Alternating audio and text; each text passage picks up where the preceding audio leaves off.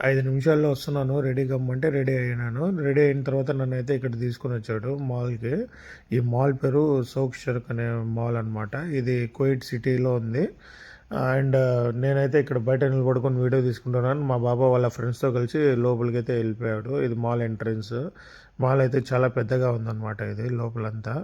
And ముందర view point కూడా ఉందని చెప్పాడు. ఇంక నేను టేబుల్ దగ్గరికెళ్ళి కూర్చుంటే నాకైతే ఒక కాఫీ ఆర్డర్ పెట్టాడు. మా బాబా అయితే వాళ్ళు టీమ్ వచ్చారు కాబట్టి ఒక ముగ్గురు, నలుగురు వచ్చారు టీమ్ అయ్యి. వాళ్ళు గవ్వ అయితే తెచ్చుకున్నారు.